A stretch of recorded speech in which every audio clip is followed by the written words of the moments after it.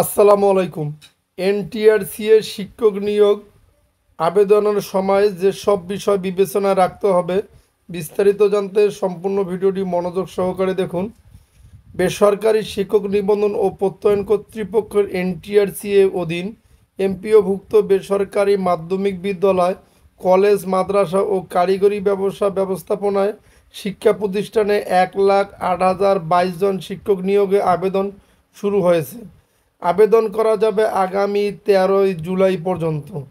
বিপুল সংখ্যক বেসরকারি শিক্ষক নিয়োগের এটি একটি ধারাবাহিক প্রক্রিয়া। এই প্রক্রিয়ার মধ্য দিয়ে যারা এমপিওভুক্ত বেসরকারি শিক্ষা প্রতিষ্ঠানে শিক্ষক হতে আগ্রহী তাদের উচিত বেসরকারি স্কুল, কলেজ, মাদ্রাসা ও কারিগরি শিক্ষা প্রতিষ্ঠান সম্পর্কিত বিস্তারিত তথ্য জেনে বুঝে বাস্তবতার আলোকে এ সিদ্ধান্ত চূড়ান্ত করা। কেননা অতি আবেগতাড়িত হয়ে বা অন্য চাকরি না পেয়ে অথবা ভিন্ন কোনো কারণে সব কিছু না জেনে না বুঝে বেসরকারি শিক্ষক হয়ে নিজের কর্মের উপর সন্তুষ্ট থাকতে না পারলে ব্যক্তিগত সফলতা অর্জন এবং দেশ ও জাতির কল্যাণ সাধন মোটেও সম্ভব নয়। ভিন্ন ভিন্ন ম্যানেজিং কমিটির মাধ্যমে পরিচালিত প্রতিটি বেসরকারি শিক্ষা প্রতিষ্ঠান পৃথক। প্রতিটি প্রতিষ্ঠানের প্রতিটি পদ সম্পূর্ণ পৃথক। চাকরির আবেদনের চয়েস লিস্টের প্রতিটি চয়েস পৃথক। পদ শূন্য থাকলে নিজের যোগ্যতা ও ইচ্ছা অনুসারে বাড়ির পাশে বা দূরের শিক্ষা প্রতিষ্ঠানে আবেদন করা যায়। এক্ষেত্রে একজন প্রার্থী তার পছন্দের ক্রমানুসারে অনেকগুলো ষষ্ঠ গণবিজ্ঞপ্তির অনুসারে 40টি প্রতিষ্ঠানের চয়েস দিয়ে স্বেচ্ছায় আবেদন করতে পারেন। পছন্দের তালিকায় যে কোনো একটি যোগ্যতার ভিত্তিতে নিয়োগ পেতে পারেন। প্রতিষ্ঠানে কাউকে নিয়োগের জন্য সুপারিশ করতে পারেন না। এক প্রতিষ্ঠান থেকে অন্য প্রতিষ্ঠানে সরাসরি বদলি হওয়ার বা প্রতিষ্ঠান পরিবর্তনের সুযোগ এখনও অত্যন্ত সীমিত। তাই দ্রুত বদলি হওয়ার মানসিকতা পরিহার করে যেখানে নিয়োগ পাবেন সেখানেই দীর্ঘদিন চাকরি করবেন এমন মানসিকতা নিয়ে আবেদন করা উচিত। কেউ কোনো দিন প্রতিষ্ঠান পরিবর্তনের সুযোগ পেলেও সেটি তার পছন্দ মতো নাও হতে পারে। আবার অনেকগুলো চয়েস দিয়ে কোনো একটিতে সুযোগ পেতে পারেন, তখনও তাকে অন্য একটি বেসরকারি শিক্ষা প্রতিষ্ঠানে যেতে হবে এবং সেটির ম্যানেজিং কমিটি বা গভর্নিং বডির অধীনে হয়েই চাকরি করতে হবে। মোট শূন্য পদের বিপরীতে মোট পরিসংখ্যান যাই থাকুক না কেন, ভালো মন্দ সচ্ছল সুবিধাজনক প্রতিষ্ঠানে প্রতিদ্বন্দ্বী প্রার্থীর সংখ্যা বেশি হওয়াটাই স্বাভাবিক। নিবন্ধন পরীক্ষায় বেশি নম্বর প্রাপ্ত হয়ে থাকলেও ভালো প্রতিষ্ঠানে নিয়োগ পেতে চাইলে একাধিক প্রতিষ্ঠানে আবেদন করার প্রয়োজন হবে।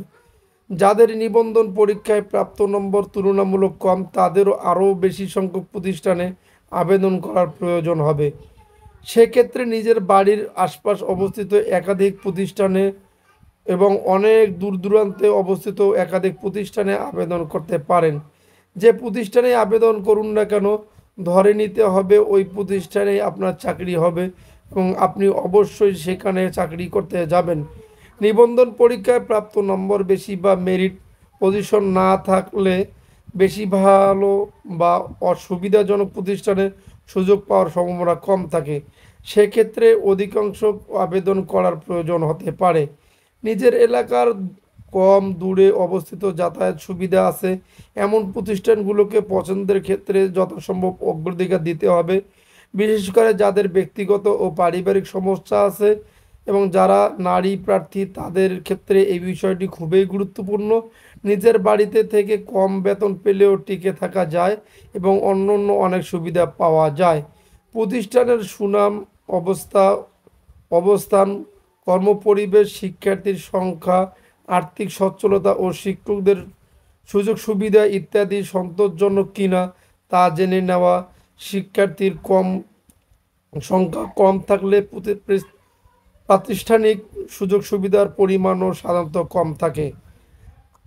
আবেদনের জন্য প্রাথমিকভাবে নির্বাচিত পদটি এমপিওভুক্ত শূন্য পদ কিনা, এই পদের বিপরীতে কাম্য শিক্ষার্থী আছে কিনা, কোনো মামলা মোকদ্দমা আছে কিনা, এমপিওভুক্ত হবে কিনা, হলে কতদিন লাগতে পারে তা নিশ্চিত হওয়া, কোনো কারণে নন এমপিও পদে আবেদন করতে চাইলে তা জেনে বুঝেই করা, প্রতিষ্ঠানের সচ্ছলতা নিশ্চিত হওয়া এবং প্রতিষ্ঠান থেকে সব সুযোগ সুবিধা দেওয়া হয় কি না তা নিশ্চিত হওয়া।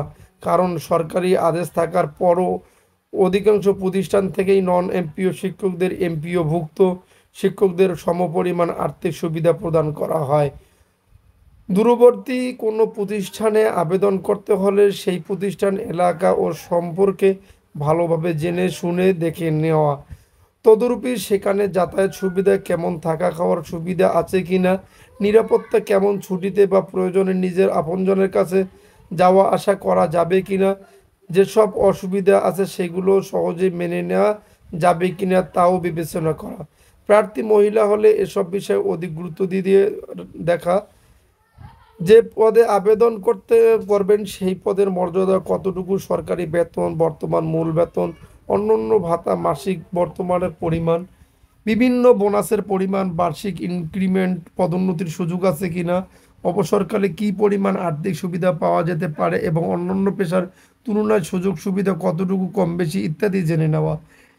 একাধিক স্তর বিশিষ্ট প্রতিষ্ঠানের ক্ষেত্রে কাঙ্ক্ষিত পদে যোগদান করলে কোনো কোনো স্তরে ক্লাস নিতে হবে তা জেনে নেওয়া এবং সেই স্তরে ক্লাস নেওয়ার জন্য নিজের ইচ্ছা ও সুযোগ আছে কিনা বা থাকবে কিনা ভেবে নেওয়া। আপনার আইসিডি দক্ষতা আছে কিনা, আইসিডি দক্ষতার অর্জনের সক্ষমতা আছে কিনা, দক্ষতা প্রয়োগ করে পাঠদান করতে আগ্রহী কিনা তা ভেবে নেওয়া। কেননা এখন এই পাঠদানে এআই এর ব্যবহার শুরু হয়েছে। বর্তমানে এমপিওর মাধ্যমে সরকার মাধ্যমিক স্তরের একজন প্রশিক্ষণবিহীন সরকারি শিক্ষককে মূল বেতন দেয় 12,500 টাকা। উচ্চ মাধ্যমিক ও স্নাতক পর্যায়ের একজন প্রভাষক প্রাথমিক মূল বেতন দেওয়া হয় 22,000 টাকা। এছাড়া সব স্তরের শিক্ষকদের বার্ষিক ইনক্রিমেন্ট, 5% বাড়ি ভাড়া